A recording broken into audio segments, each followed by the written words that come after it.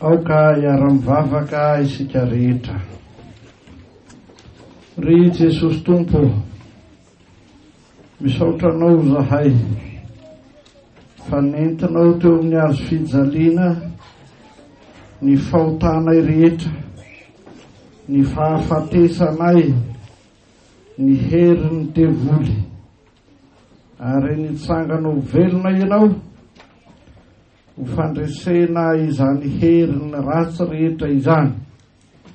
Mipetraka eo an-tanakavanan'Andriamanitra ianao amin'ny hery sy ny fahefana lehibe, iombonanao amin'izay maha-Andriamanitra ray, an'Andriamanitra ray sy ny fanahy masina, Andriamanitra velona. Amin'izany no iantsoana ho anay mba ho velona ao aminao, mitondra ny hazo fijalianao, ary tezainao sy beazonao hiatrika ny fitsarana farany. Dia maniry izahay mba ho voatahiry amin'ny fanamarinana anay sy ny fanamasinana anay ambara-pahatonganao indray, amin'ny anaran'i Jesosy Tomponay. Amen. Ny tenin'Andriamanitra izay anjarantsika amin'izao alahady faha voalohany manaraka ny Trinité zao ry havana, dia izay hitantsika ao amin'ny Matio 4:12 andininy 4:20 ka hatramin'ny 7:20. Filazantsaramasina araka ny Matio 4:12 andininy 4:20 ka hatramin'ny 7:20. Filazantsaramasina araka ny Matio 4:12 andininy 4:20 ka hatramin'ny 7:20. Iara-misangana isika maka izany mpanajana amin'ny anaran'i Jesosy Kristy. Dia hoy Jesosy tamin'ny mpianany, raha misy olona tanaraka aoka izy an-tany tenany sy hitondra ny hazo fijaliany ka anaraka. Fa na iza no tamonjo ny ainy dia avery azy, ary na iza no avery ny ainy noho ny amiko dia azo zany. Fa inona moa no so azony olona raha mahazo zao tontolo zao kanefa avery ny ainy? Ary inona no men'ny olona ho takalo ny ainy? Fa ho avy ny zanak'olona amin'ny voninahitry ny rainy mba amin'ny anjeliny, dia amaly ny olona rehetra araka ny nataony. Ry Ray Masinao manamasinanay amin'ny fahamarinana, ny teninao ny fahamarinana. Amen. Ry fiangonana malala ao aminareo rehetra ny fahasoavana sy ny fiadanana avy amin'Andriamanitra raitsika sy Jesosy Kristy Tompo. Amen. Faly miarahaba anareo eto amin'ny FLM Antanimora fahazavana izay ry havana. Taory amin'ny fotoan-dehibe izay nirahantsika teny Mahamasina tamin'ny herin'ny androany, nahitana ireo vahoaka amin'ny analiny, dia nisafidy izahay hamangy ity fitandremana, tsy lazaina hoe lehibe fa lazaina hoe ny fitandremana kely eto Antananarivo ity indray. Ny tenin'Andriamanitra dia mamerina antsika na mampahatsiaro antsika ny asarobidin'ny teolojian'ny fanamarinana, izay no resahana betsaka nandritra iny fotoan-jobily iny na tamin'ny toriteny izay natao teny Mahamasina tamin'ny alahady. Raha mamaky maika tokoa dia mahita sy mahalala fa toa misy zavatra maro be takina, izay vao afaka miaina ny fiainan'ny zanak'Andriamanitra. Hoy izy, raha misy olona tanaraka aoka izy an-tany tenany. Raha misy olona tanaraka aoka izy hitondra ny hazo fijaliana. Raha misy olona tanaraka dia manao zay averiny ainy izy, fa tsy manao zay azahoany mamonjy ny tenany. Izany hoe amin'izany rehetra zany dia misy endrika fitakiana. Kanefa ao ambadika na amin'izay ilazany zany ten'Andriamanitra zany tokoa dia ny fanolorana mazava, ny fanamarinana atolotro Jesosy no zava-dehibe. Hoy izy, raha misy olona tanaraka aoka izy handany tenany sy hitondra ny hazo fijaliana ka anaraka. Fa ao amin'ity filazantsara ny Matio ty ihany amin'ny toko 2:10 amin'ny 9:20 hatramin'ny 7:30 dia lazainy mazava tsara koa hoe mankanesa ty amiko ianareo rehetra zay miasa fatratra sy mavesa tetana, izaho anome anareo fitsarana. Entony ziogako ka mianara amiko fa malemy fanahy sady tsy miavina am-poa. Ity zany no mazava sy afaka manazava kokoa. Izao lazainy Jesosy eto zao hoe raha misy olona tanaraka aoka izy handany tenany ary aoka izy hitondra ny hazo fijaliana. Fa izao koa ny lazainy Jesosy, entony ziogako ka mianara amiko. Fa izany dia atolotra sy omena tokoa arak'izay lazainy hoe mankanesa ty amiko ianareo rehetra zay miasa fatratra sy mavesatretana, fa izaho anome anareo fitsaharana. Eto no ampiariariana mazava fa tsy an'izay ataon'ny olona no ahazoana mamonjy azy, no ahazoana mamela ny heliny, no ahazoany miaina ny fiainan'ny zanak'Andriamanitra. Fa izao indrindra no falehany amin'izay ariariana sy isehoan'ny fanamarinan'Andriamanitra dia misy tokoa famelan-keloka. Fa amin'izay olona mandray izany famelan-keloka izany, amin'izay olona mandray izany fanamarinana izany, dia lazaina amin'ny mazava tsara mitondra ny hazo fijalian'i Jesosy ianao. Ary zany dia hita sy naseho miariary tamin'ny fotoan'ny fanaovana batisa. Ka amin'izay lazana mpahabe-maso fa hifadiny devoly sy ny asany rehetra ary ny fombany rehetra, sy amin'izay lazana mpahabe-maso fa ino n'Andriamanitra isanakary fanamasina arak'izay ataon'ny fiangonan'Andriamanitra tokoa, dia hoy ny pastora zay manao batisa, ataoko aminao ny mariky ny hazo fijaliana masina eo amin'ny handranao sy eo amin'ny tratranao ho famantarana fa ino an' Jesosy Kristy zay voaomby tamin'ny hazo fijaliana ianao. Mitondra ny hazo fijaliana ny vita batisa rehetra. Io no marika indrindra maha mpianatry Jesosy. Fa izany fitondrana ny hazo fijaliana izany dia tsy famantarana fotsiny fa hita sy miariary tokoa amin'ny fandavana ny devoly sy ny asany rehetra ary ny fombany rehetra. Ary amin'izany rina no ilazany Jesosy eto hoe aoka izy handany tenany. Fa izany no azavainy Martin Luther hoe ireto no fahavalontsika indrindra ny nofontsika izao tontolo izao ary ny devoly, ka tsy maintsy manda ny nofontsika isika, tsy maintsy manda ny tenatsika isika, tsy maintsy manda izao tontolo izao isika, tsy maintsy manda ny devoly sy ny asany ary ny fombany rehetra isika. Ary amin'izany fiariarian'ny fiainana misy fandavana ny sitrapony nofo, misy fandavana ny sitrapony izao tontolo izao, misy fandavana ny sitrapony devoly. Dia amin'izany no anekena tokoa hitondrana ny mariky ny hazo fijaliana masina eo amin'ny fiainantsika. Tsy zavatra mora izany. Fa amin'izany no anevitra teran'izao tenin'Andriamanitra izao, fa na iza tamonjy ny ainy dia avery azy.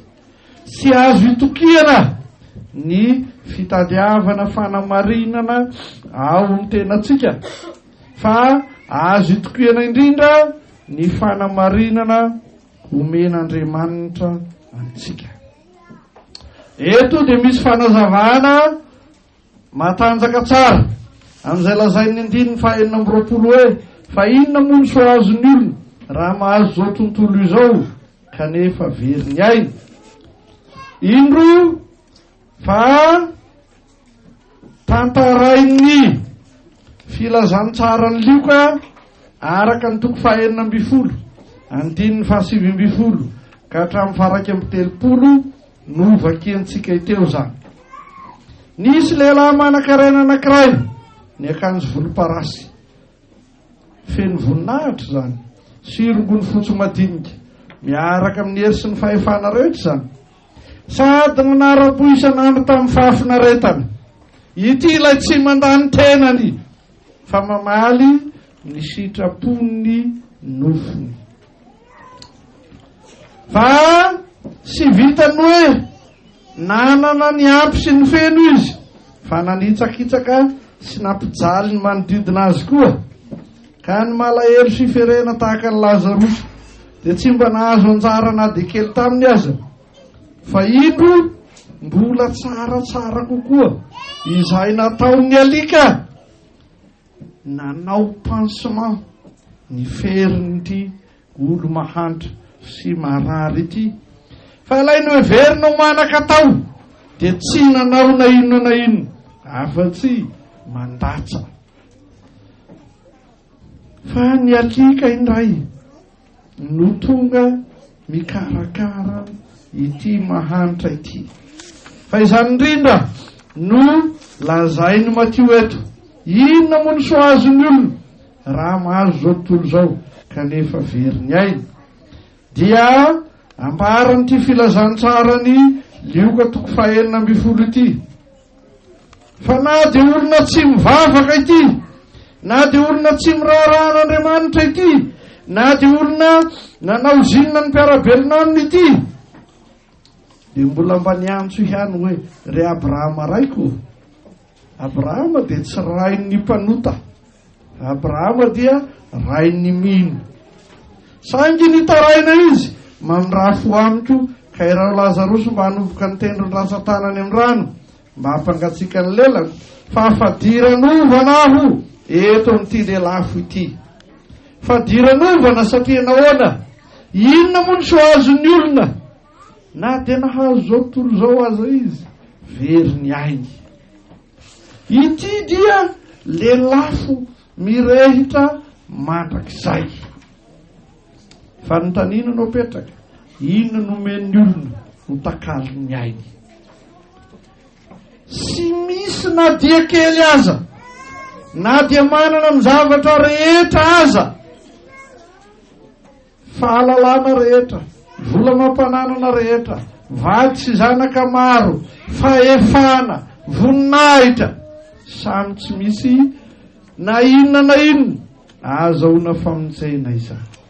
Ary zany indrindra no lazain'ilay epistily no vakiana ho antsika teo araka ny Timoty 1:9. Fa misy tombony lehibe tokoa ny toe-panahy araka an'Andriamanitra omban'ny fianinana. Fa tsy nitondra na inona ao amin'izao tontolo izao isika, sady hita fa tsy hatondra na inona hiala. Izany no fiainan'ilay mpanan-karena voalaza teo. Na dia nanambe teto aza dia tsy nitondra na inona. Ary alao ve tsaina nge, alao ve neritreritra, na dia tsy izany aza no ilazany tenin'Andriamanitra azy. Na nety niaraka amin'nakany aorian'ny fahafatesana daholo aza ny renany rehetra, nentina nakaiza io, nentina nakany anaty hafa. Ny tenany aza ho levona, ny tenany aza miaritra, izany faoriana lehibe izany, ka inona zay rehetra manaraka azy tsy maintsy ho levony avokoa. Fa indrindra ny apôstôly Paoly mananatra ny pastora Timoty, tsy mitondra na inona ho amin'izao tontolo izao isika, tonga teto tany ny boridana, sady hita fa tsy mitondra na inona iala, miala eto tany sy mitondra na inona, tanana mitsotra, tongotra mitsotra. Raha mbola berenarendra dia finosiny olona lambamena be dia be, fa nanivesatry ny lambamena ange tsy eno e. Fa raha mandeha pahatsorana sy ampinoana tahaka ireo pastora sy mpiandro maro izay manao hoe aza fatorana kory ary efa maty, dia mitsotra, tsy mitondra na inona. Ka izay indrindra no ilazany ten'Andriamanitra eto, aza matoky na harena, na fahefana, na voninahitra, na fahalalana, aza matoky ny fanamarinana tadiavinao avy amin'ny tenanao na ny hafa manodidina anao, afa-tsy izao ny fanamarinana izay atao sy atolotra anao ao amin'Andriamanitra telo izay iray. Ity dia misy fampietretana lalina, kanefa tsy fampietretana lalina fa misy fiainana sarobidy tokoa.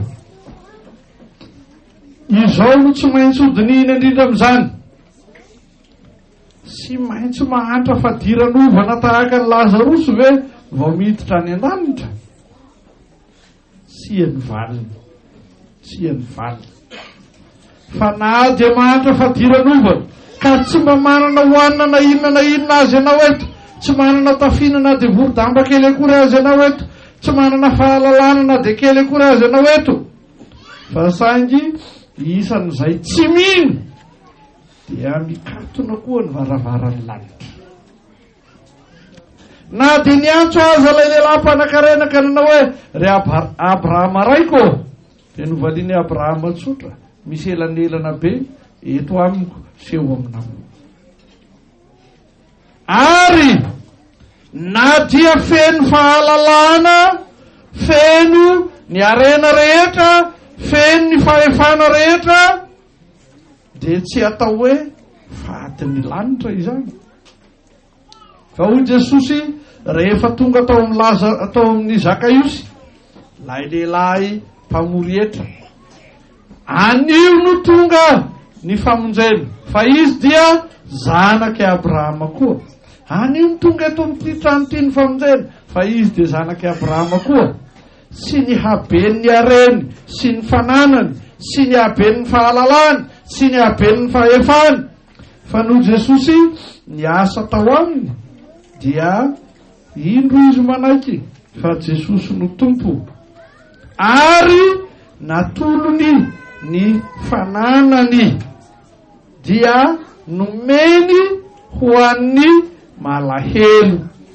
Raha sy ny raha ilay malahelo sy mahantra ity lehilahy mpanan-karena ity, i Zakaiosy lehilahy mpanan-karena koa dia nanomeny fananany ho an'ny malahelo, sy mba azahoany miditra ny lanitra, sy mba azahoany mandray famelan-keloka.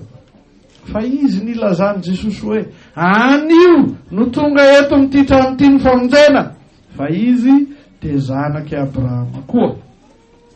Ka sy mba nahazo teny tahaka lehilahy mpanan-karena ato izy hoe misy elanelana be amiko sy aminao, fa tonga ao am-piainany ao Jesosy ary indro manome fiainana ho azy. Ry kristianina malala, tena tianao Jesosy ary manolotra ny fanamarinany ho anao. Izy no manamarina anao, izy no mamela ny helokao, izy no manadio anao afaka amin'ny tsy fahamarinana rehetra. Ary amin'izany dia tsarovy fa mitondra ny hazo fijaliana ianao. sy maintsy enjehny zay rehetra miaradia amin'ny Satana ianao, sy maintsy ampahoriany zay rehetra sy pomban' Jesosy ianao. Fa amin'izany dia aza malahelo misy fiadanana ao amin'izany fanenjehana sy fampahoriana ataon'ny fahavalon'ny fanjakan'Andriamanitra izany. Aza manao heviteny diso ary ka milaza hoe dia tsy ilaina mihitsy ny vola aman-karena, ny fahalalana, eny ny fahefana sy voninahitra azy.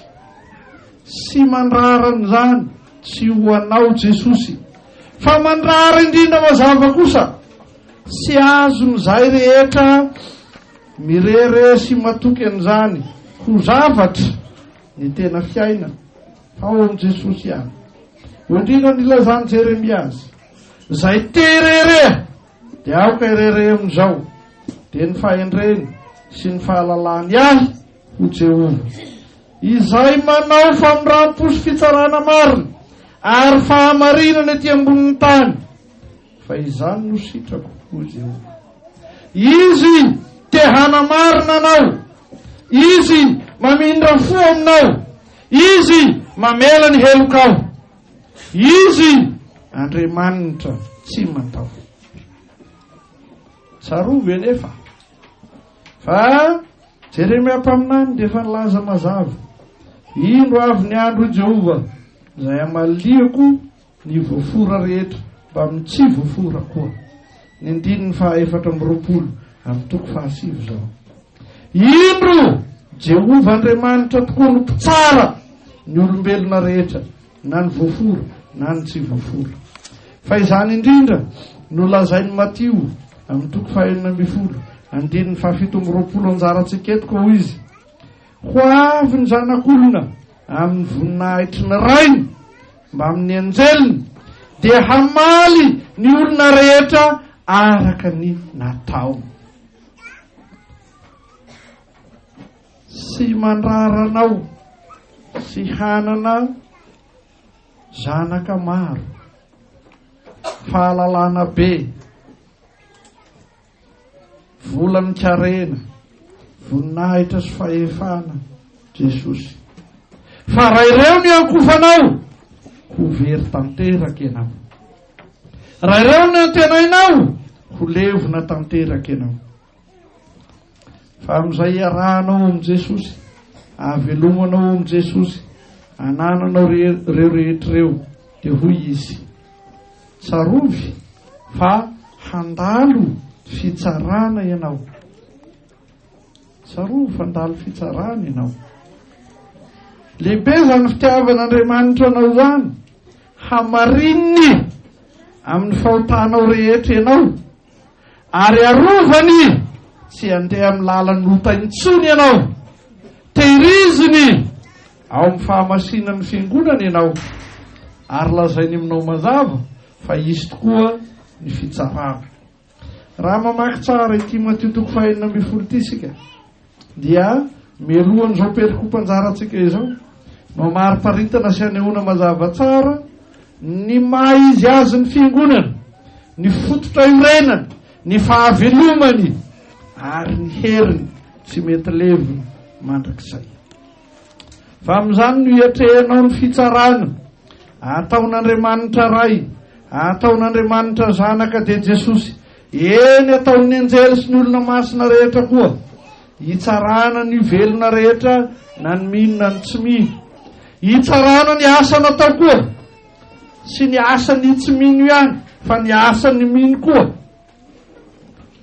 Ny asa ny tsy mino efa nanitsakitsaka ny namany, efa nanosiosy ny namany, fa amin'izany dia tsaraina koa ny asa ny mino.